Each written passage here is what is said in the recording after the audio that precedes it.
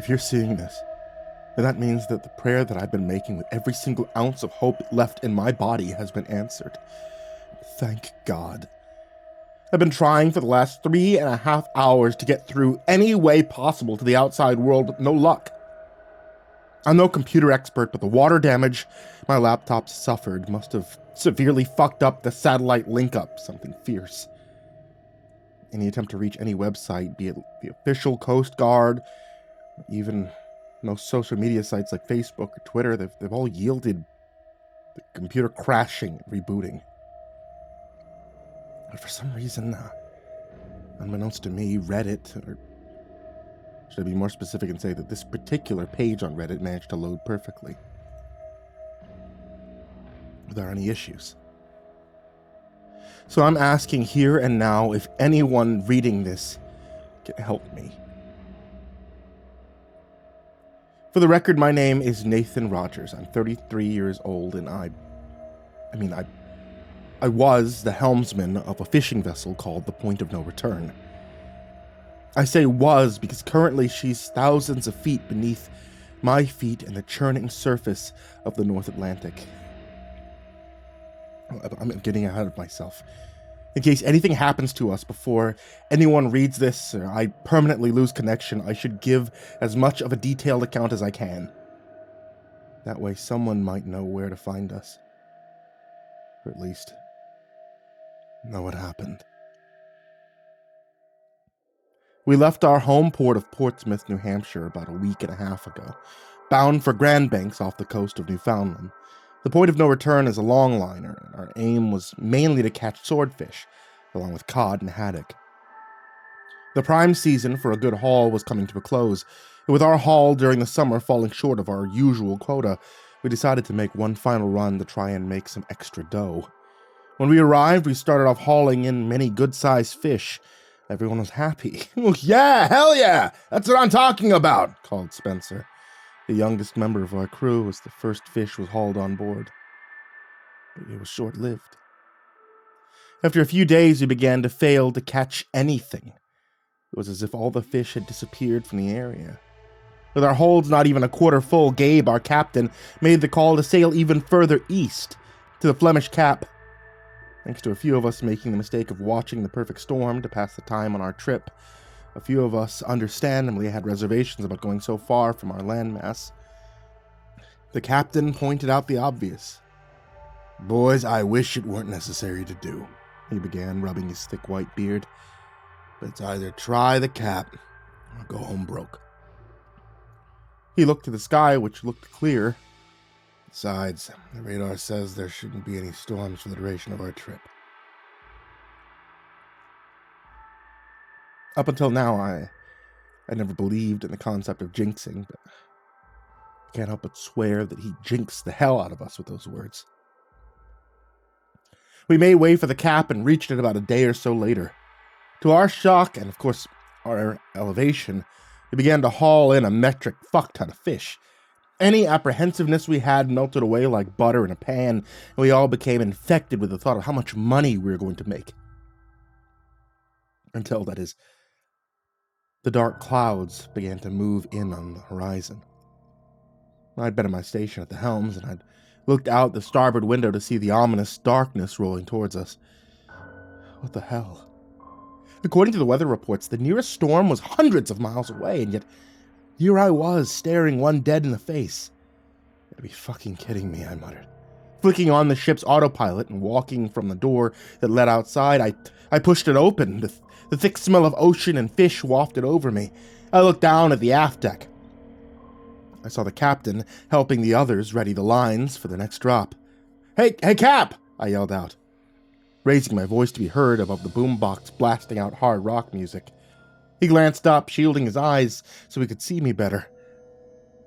I stabbed my finger towards the gathering storm, which occasionally flashed with lightning. I still perfectly remember how the captain's face filled with shock and surprise as he turned to see it. The rest of the crew turned and spotted it as well. "Oh, that's just great," Will, another of our crew, shouted out exasperatedly, dropping the hooks and lines on the deck. The rest of the crew led our curses, and some turned to the captain, asking him questions I couldn't hear over the music. After speaking to them for a minute, he walked over and turned off the boombox before making his way up the steps to stand beside me.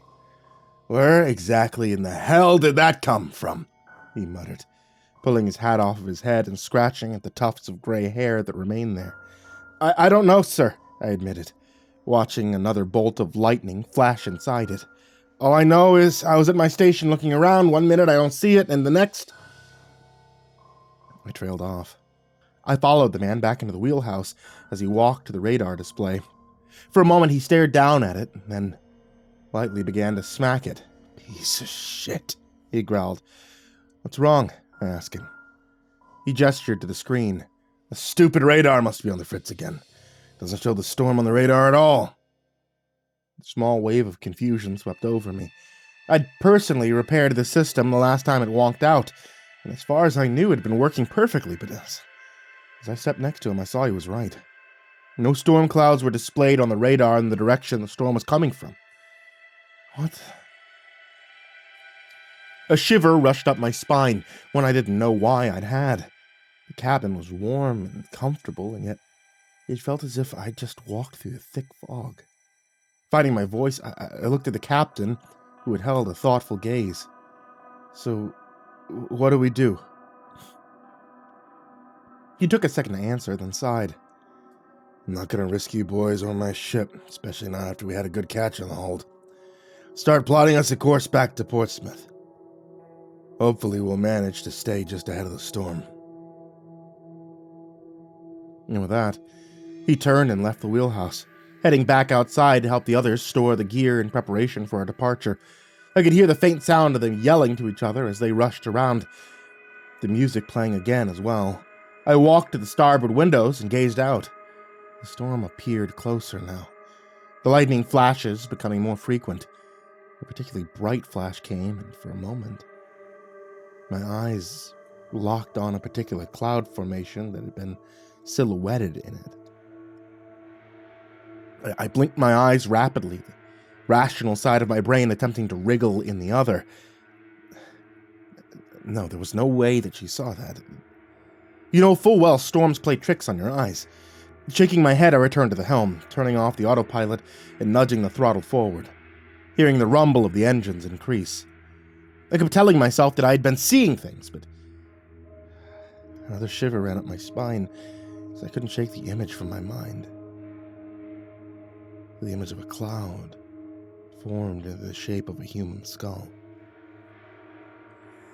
We only made it about 7 or 8 miles west when the storm overtook us.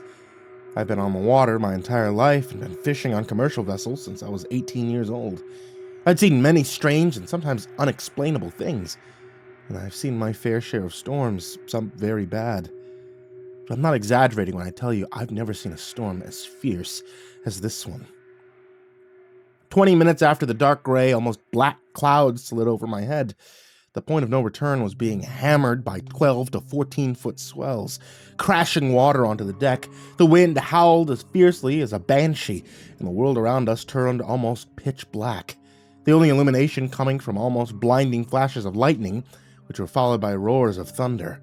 I gripped the helm with my hands that had begun turning white at the knuckles, bracing my legs for each impact. The captain stood beside me, gripping the metal railing next to the helm to keep from falling. "Just keep going!" he yelled at me. Some of the crew stood behind us, staring out at the maelstrom with wide, frightened eyes. It was a fear that I found infectious. For as much as I kept calm for all outer appearances, inside I was terrified. As horrifying as horror movie monsters are made out to be, they don't hold a candle to the existence of dread and terror that Mother Nature at her worst can instill you with. Suddenly, Wyatt, one of the engineers, flew up the stairs from below. "Captain, we're taking on water somewhere, and I can't find the source." I saw many of my crew's faces go pale, but the captain remained calm. "All you get below and help Strosky. Find the source and either patch it or seal it, then start the pumps to get the water out of the boat." For a moment, nobody moved, until he barked again. "Do you want to end up at the bottom of the ocean? Move your asses!" That got their attention, and they quickly followed Wyatt down the stairs to the crew's quarters and lower decks. As we crested another huge swell, I spared a glance at the radar screen. It still showed no sign of the storm on its green screen as the line made its way around in a circle. I shook my head, feeling a strange feeling, one I couldn't place come over me. But I pushed it away. I forced myself to focus. Everyone's counting on you, Nate. Keep your head in the game and pray to the good Lord above that you make it out of this. I shot a glance at the captain. You really think we're going to make it through this, Gabe? I asked. The seriousness in my using his first name making him look hard at me before clapping a hand on my shoulder. With a good crew and a terrific man at the helm, son. Yeah, I do, he declared, pulling out a pipe from his pocket and lighting it. Thick, hazy smoke filled the room as he spoke again. I've been through far worse than this, after all. I doubted the man's words, but I tried to let them bring some much-needed comfort to me. A large wave crashed over the bow, splashing the front windows with water and obscuring my view ahead for a few moments. When it cleared, the world outside was again pitch black, the outer lights of the boat barely illuminating 20 feet around us. A strong vibration suddenly emanated from the floor beneath my feet, and I shot a glance down at the metal. What the hell was that? My answer was given a moment later as another crew member, Andrew, ran up the stairs. He was soaked with seawater, and his eyes darted around in their sockets in a panic. Captain, pumps are working their hardest, but we're taking on more water than they can expel. We can't find the source of the leak either. The captain cursed, then turned to me. Nathan, hold fast up here. Keep us going east. I'm going to go below and try and help. Not giving me a chance to answer, he turned away, beginning to head towards the companionway stairs. I just turned back to look out the windows when the brightest flash of lightning came, turning the world around us from night to day. It also revealed something dead ahead. Something that made my heart stop. Oh, fuck my life, I managed out in a whimper. Racing towards the point of no return was a rogue wave, one that dwarfed all the swells around us. My mind screamed at me that it had to be at least 30 or 40 feet high, enough to block out the sky ahead. Captain! I screamed at the top of my lungs. I heard him stop, then the sound of his footsteps as he dashed back to me. God almighty, I heard him breathe. Nate, turn us broadside into the wave. Our only hope is for us to roll over completely. I turned to see him snatching for the microphone handset, which connected the wheelhouse to the ship's intercom as I began ripping the helm to port. Behind me, I heard Andrew let out a strangled scream as he spied the behemoth racing towards us. All hands! We have a rogue wave incoming! Brace for impact! The captain shouted into the mic. Below, I heard the terrified shouts of the crew spring up. I clenched the helm in a death grip as tears silently poured out of my eyes. In my head, the scene from The Perfect Storm flashed. The Andrea Gale being flipped and driven into the ocean.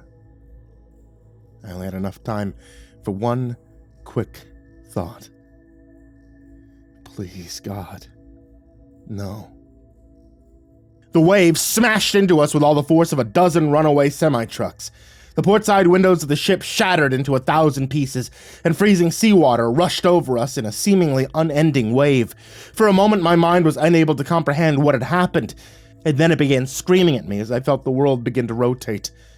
We're fucking underwater. We're flipping underwater in the wave. The realization horrified me, and I felt certain that we would begin sinking like a stone to the bottom of the ocean. I let out a silent prayer for my death to be quick. And then, to my astonishment, we emerged back into the world above the waves.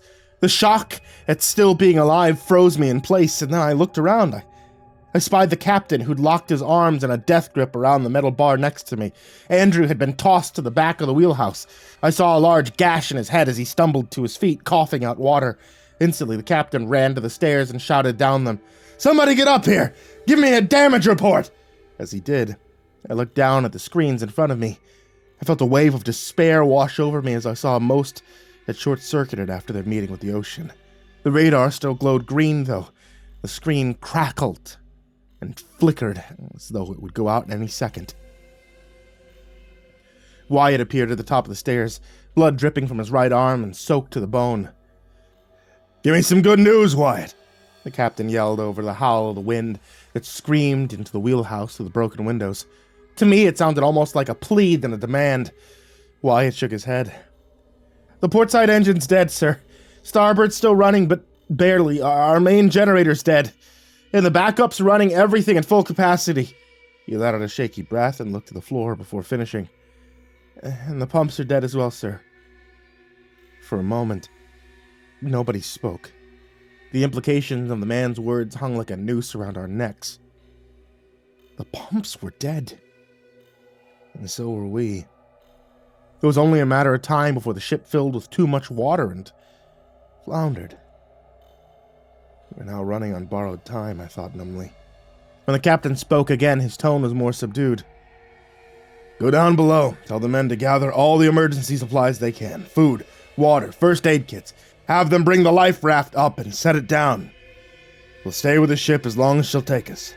Then we'll abandon ship into the raft. Wyatt began to speak. Captain, with all due respect, these waves will tear the captain cut him off. Don't argue with me. Just do it. He barked. Wyatt took a step back, then turned wordlessly and headed down the gangway. He then turned to Andrew, who had begun shaking slightly, the result of both the freezing water covering him in fear. Andrew, try the radio. Send out a distress call. You know the drill. For a moment, the younger man stood as still as a statue. Then he rushed to the radio and jammed his hand down on the transmit button. Mayday, this is fishing vessel point of no return. Registration number 57306. We're approximately, I don't know, somewhere off the coast of Newfoundland, and we need urgent assistance. Our ship is taking on water and sinking. Does anyone read me? I tuned his words out as we began to repeat, turning instead to look out the broken windows. I didn't say it out loud, but I knew we were royally fucked. Wyatt's right, these waves will tear the raft to pieces long before anyone reaches us. The numbness began to spread as I was faced with the unavoidable thought that these might be the final minutes of my life. Moments of my past flashed in front of my eyes. Growing up as a child in Portsmouth, spending weekends at friends of my mother's in Kittery Point, visiting BG's boathouse with my mother and aunt, my relationship with Dana, my ex. A single image suddenly appeared in my mind, my friends and family crowded around a cross commemorating us, crying. My breath began to come in short, ragged gasps as I tried to force away the image. Bing! The sound snapped me out of my inner battle with my mortality, and I blinked for a second. What the... And then it came again. Bing! The realization suddenly crashed into me as hard as the wave had. The radar! Looking down, I watched the flickering screen as the line made its way around again. This time, as the sound rang through the wheelhouse a third time, I saw the large shape appear, and it sent a bolt of renewed hope through me. Captain, I've got something on the radar! The sound of Andrew's distress call stopped as both men turned towards me. I think it's a ship! Instantly, the man was at my side, gazing down at the screen. I don't believe it. You're right. He breathed out in an astonished tone. Then he locked eyes with me. Are you thinking what I'm thinking, Nate? He asked. I swallowed. Gabe, right now there isn't much of an alternative. He looked at me for another second before nodding. And head approximately south-southwest. Pour on the power. For the next 20 minutes, we crashed through the storm in silence, aside from Andrew, who'd returned to attempting a distress call. Finally, he gave up. Captain, the rogue wave must have snapped off our radio antenna, he said. Still, we continued on. I strained my eyes against the lashing wind and rain pouring through the windows, praying to catch sight of our only chance at survival. And then, in the lightning flash, I saw it. Even a few miles away from us, I could tell the ship was huge. She rose almost imposingly out of the water, rolling up and down in the waves of the storm. Another flash of lightning showed that her hull was black, while her upper decks were painted white. Two large red and black smokestacks rose into the sky, almost disappearing out of sight. I heard the captain let out a low whistle as we spotted it. She's got to be, 800 feet long? I called over the wind. Try more like 1,000, he yelled back. By now, most of the rest of the crew had reappeared from below deck. They brought the gear the captain had ordered up and had packed it into the waterproof bags. I'd also requested that the satellite phone and laptop be brought up as well. Unfortunately, the phone was very much dead from being submerged, but the laptop, according to Will, was able to be salvaged. When they caught sight of the giant ship, they let out cheers and turned to hug one another. I realized I hadn't been the only one feeling that death was breathing down our necks. As we drew within half a mile of the ship, I realized something was off. "Captain, she's dead in the water. She's not moving at all," I yelled. If she'd been under power, I might have taken longer to draw near. The captain looked hard, then nodded. "You're right. Must have snapped off her mooring lines in the storm somewhere. It's a ghost ship, adrift." I saw the crew's faces fall at the news. "So what do we do now?" Kenny, the other engineer, asked. The captain turned to them as I steered us closer. "We stick to the plan. We draw alongside her, find our way aboard. We transfer our equipment on board, and we'll go from there." The look of hope returned in some of their eyes, but I saw apprehension enter others. I didn't blame them one bit. Fear still coursed through my veins. All it takes is one screw-up, one mistake, and we're all dead. The captain ordered me to move around the ship's port side so as to give us a small bit of shelter from the storm. He then snapped on the powerful searchlight, which thankfully hadn't been taken out by the wave, and traced it over the ship. A few minutes later, I heard him let out a triumphant laugh. "Nate, move us next to the middle of a ship. There's a ladder dangling there." He was right. I saw the white lines and wooden steps flailing about in the wind. Sparing a glance behind us and seeing that the ocean was beginning to creep over the back of the transform, I hastily maneuvered the point of no return over to the ladder, nudging the throttle into neutral as we drew alongside. Sparing a glance out the open side door, I saw Spencer and Will reaching out with the boat hooks to snatch the ladder. Yes, the two men hooked it and lashed it onto our railing.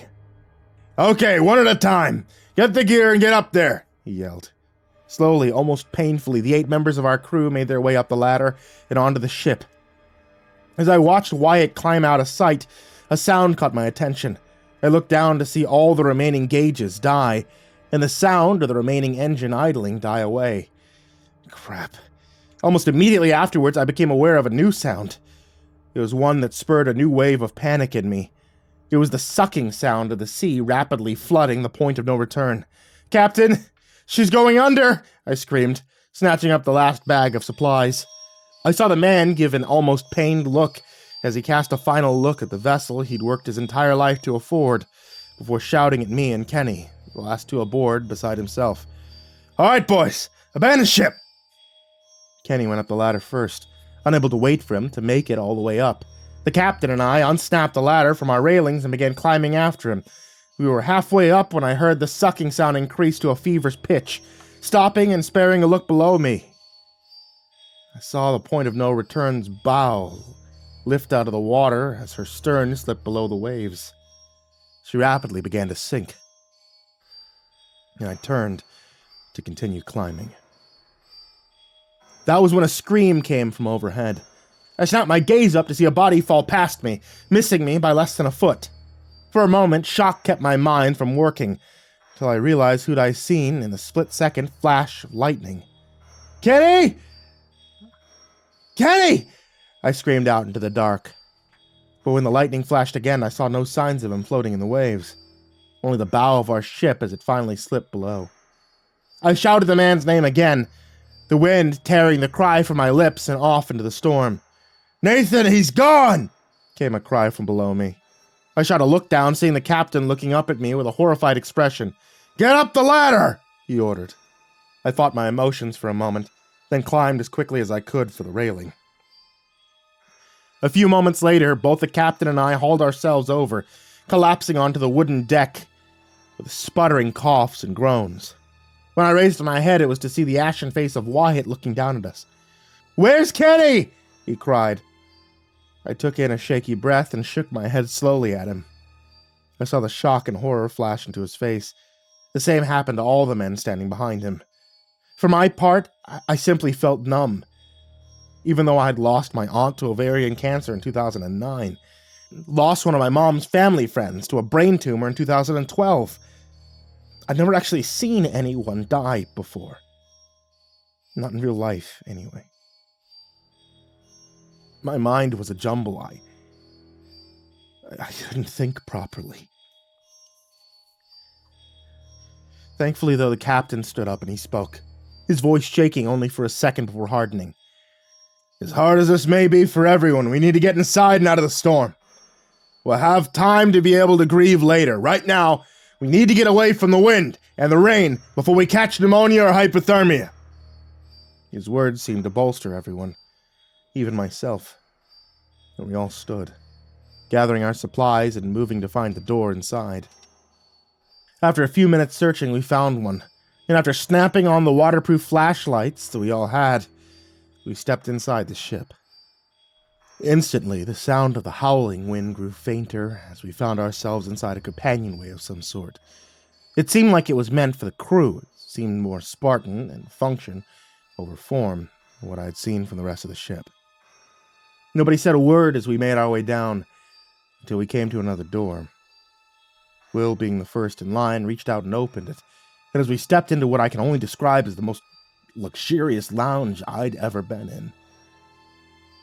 The walls were plastered with wood that reflected back in the glow of our lights.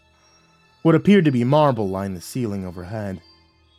I saw dozens on tables and chairs, ones that had once been scattered across the room, lying overturned or on their sides, no doubt thrown about by the storm. Walking further into the room, I turned to the left and aimed my flashlight at the wall. I nearly jumped out of my skin as my light reflected off a huge face that gazed back at me. Jesus! I shouted, feeling my heart begin a marathon in my chest.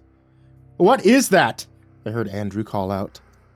All the men ran to me and aimed their lights at what I'd seen. Instantly, the tension that filled the room was replaced by the sound of laughter. Fucking hell, Nate. You really that afraid of the Queen of England? Manny, another of our crew, asked as he fought for breath. I let out a shaky breath of my own, and I played my light over what I now saw was a painting of one of Queen Elizabeth II. Then I began to laugh along with him. Good Lord, Nate, you really are a pussy. For a moment, we all stood there, laughing and feeling the mood lightening somewhat. Levity helped lighten the sadness that we all felt. It was cut short by the captain's voice, as a loud rumble of thunder came from outside. All right, everyone. Change into dry clothes, break out the sleeping bags, and get some sleep. This has been one of the worst days of our lives. We need a rest. Tomorrow we'll take stock of the ship, figure out what to do next.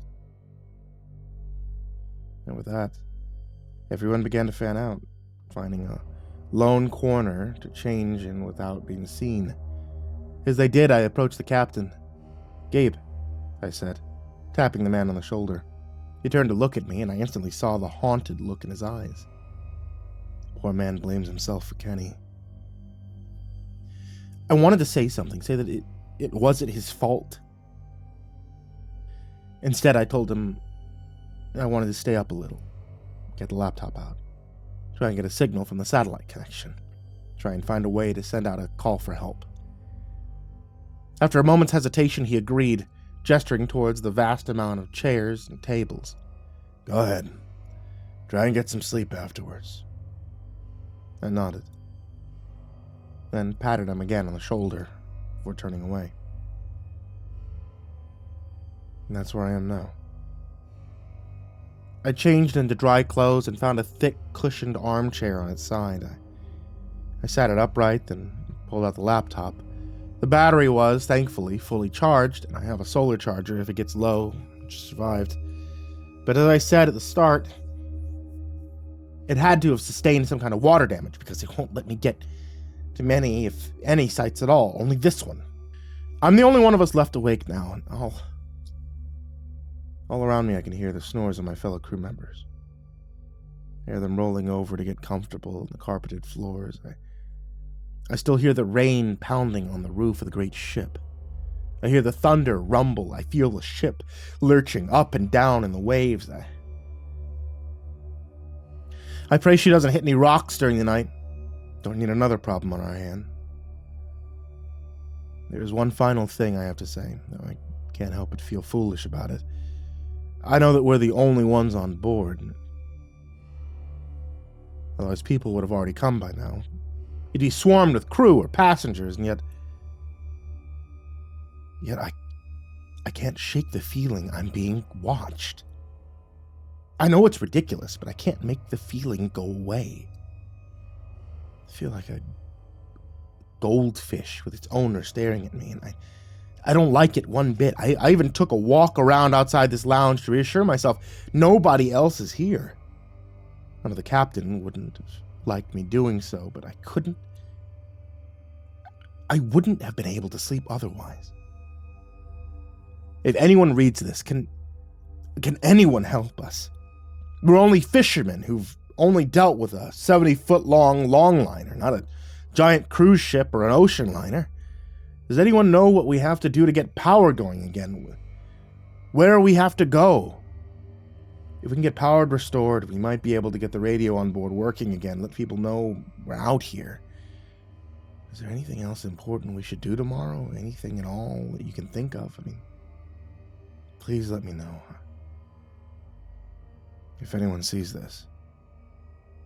I'll check back in the morning to see if anyone has. And one more thing. I don't know if it'll help, but when I went back for my walk to prove to myself nobody else is here, I found a life ring which had the name of this ship stamped onto it. So maybe someone could look, see if the ship's been labeled missing or something, which would work to try and get someone to know where we are. I mean, the name of the ship bears the same name as the huge, almost creepy-looking painting on the wall that in the dark I try not to look at myself. RMS Queen Elizabeth.